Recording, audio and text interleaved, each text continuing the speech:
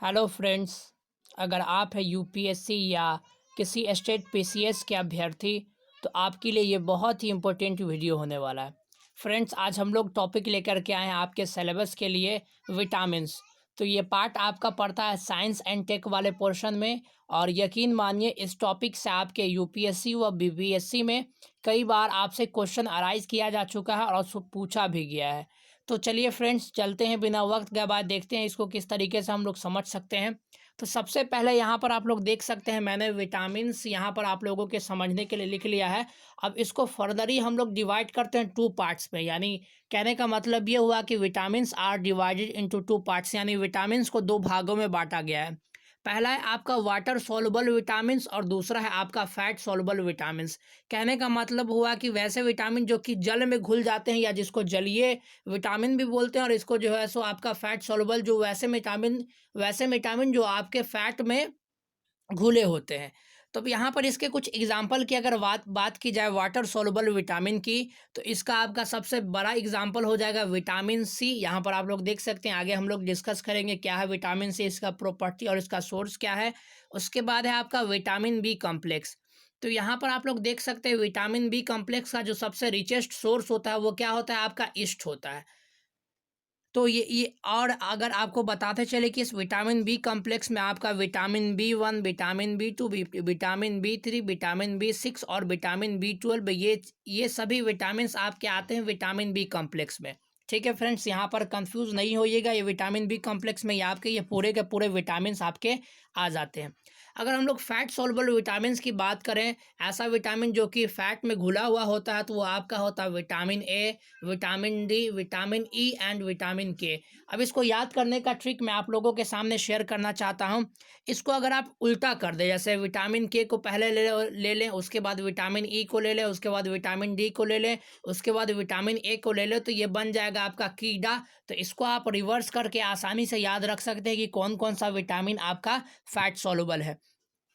अब हम लोग बात करते हैं इसके कुछ प्रॉपर्टी के बारे में। तो यहाँ पर आप लोग देख सकते हैं यूरिन के माध्यम से, यानी यूरिन के माध्यम से, पेशाब के माध्यम से कौन सा विटामिन हमारे शरीर से बाहर निकल सकता है।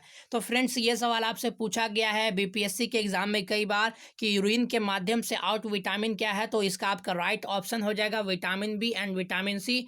क्यों होगा? क्योंकि हम लोग जानते हैं कि vitamin B and vitamin C ही होता है, क्या होता है आपका वाटर सॉल्युबल विटामिन होता है, इसलिए यही हमारे शरीर के वाटर में घुले होते हैं, और यूरिन में होता ही क्या है आपका वाटर होता है। तो ये इसके यूरिन के माध्यम से आपका आउट क्या हो जाएगा, vitamin B and vitamin C.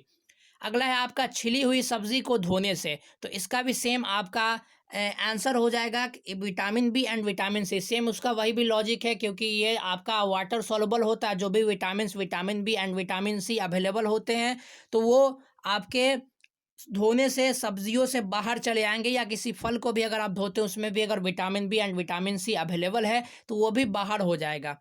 अगला है आपका can't store in human body, यानी वैसा विटामिन जो मनुष्य के शरीर में जमा नहीं किया जा सकता है।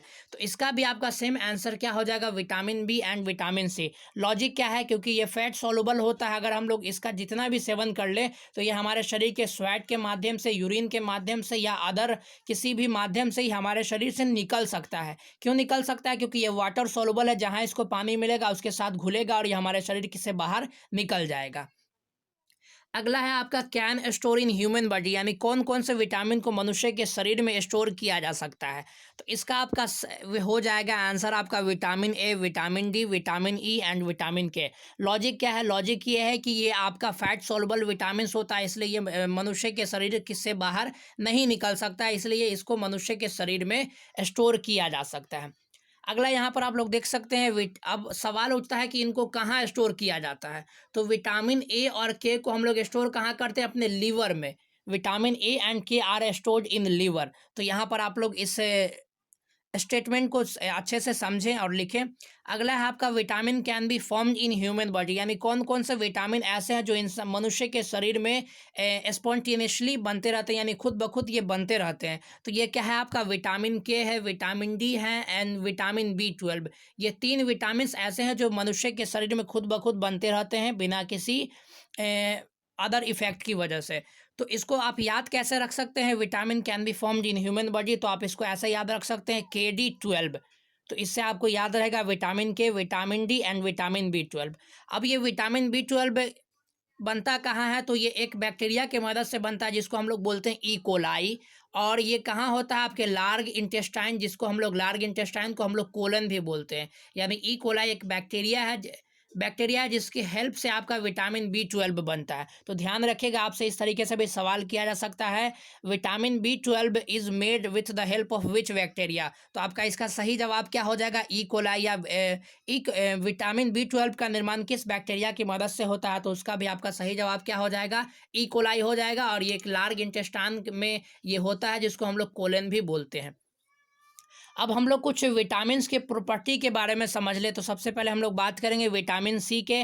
तो इसका क्या क्या प्रॉपर्टी हैं और इसके क्या क्या यूजेज हैं, इसको भी हम लोग अच्छे से समझने का प्रयास करते हैं। तो सबसे पहले हम लोग बात करेंगे विटामिन सी। तो यहाँ देख सकते हैं, can be obtained only from the plants, यानी ये एक ऐसा विटामिन होता है जो सिर्फ क्या आपके प्लांट्स से है, यानी पेड़ पौधे से ही ग्रहण किया जा सकता है। यानी डायरेक्टली ये नेचर से ही आप ग्रहण कर सकते हैं। जो आपके पेड़ पौधे हैं उसी से आप ग्रहण कर सकते हैं, अदरवाइज आप इसको किसी भी अलग सोर्स से ग्रहण नहीं कर सकते हैं। अगला है आपका heat sensitive vitamin. Heat sensitive vitamin कहने का मतलब ये हुआ कि जैसे इसको हीट मिलेगा तो ये डीनेचर हो जाएगा, यानी अपने गुण को ये खोना शुरू कर देगा। ठीक है फ्रेंड्स। अगला है आपका टेक पार्ट इन हीलिंग, यानी ये आपके विटामिन सी जो होता है, आपके शरीर में जो भी घाव हो जाता है उसको ये भरने का काम करता है। ये बहुत ही ज़्यादा अहम रोल निभाता है। अगला है आपका necessary for the development of connective tissue, यानी संयोजी ऊतक। हमारे शरीर में दो ऊतकों को आपस में जोड़ने के लिए एक ऊतक होता है जिसको हम लोग बोलते हैं कनेक्टिव टिश्यू, जिसको हिंदी में बोला जाता है संयोजी ऊतक। तो उसके डेवलपमेंट के लिए यानी उसके विकास के लिए क्या होना ज़रूरी है, विटामिन सी इज़ नेसेसरी। यानी अगर विटामिन सी अवेलेबल नहीं होगा किसी मनुष्य के शरीर में तो उसके कनेक्टिव टिश्यू अच्छे तरीके से प्रॉपरली वर्क नहीं कर सकेंगे।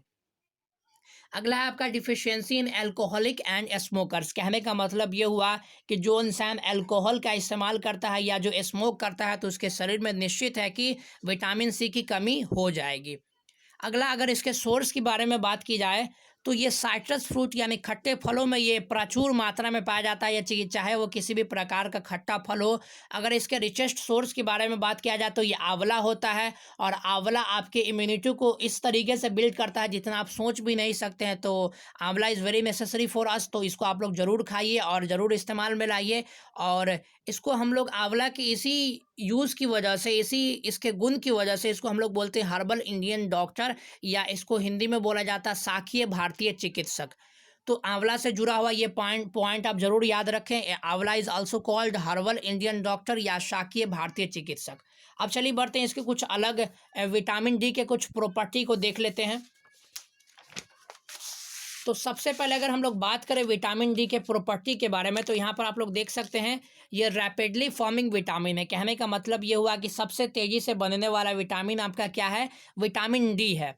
अब इसका रीज़न क्या है वो मैं आपसे नीचे डिस्कस करता हूँ। अगला है आपका सनशाइन विटामिन, यानी विटामिन डी को हम लोग सनशाइन विटामिन भी कह सकते हैं और इसको हम लोग पुअर्स विटामिन भी बोलते हैं। लॉजिक क्या है, क्योंकि इसको हम लोग सूरज से, अगर कोई पर्सन या कोई व्यक्ति अगर सूरज की रोशनी में रहता है तो वो स्पॉन्टेनियसली या डायरेक्टली वो जो है सो विटामिन डी को ग्रहण करता रहता है। और विटामिन डी आपके इम्यूनिटी सिस्टम के लिए बहुत ही ज़्यादा महत्वपूर्ण होता है। इसलिए आप लोग सर्दी के मौसम में या गर्मी के मौसम में, किसी भी मौसम में आप सनशाइन ज़रूर लें और अपने बॉडी में विटामिन डी को बढ़ाएं।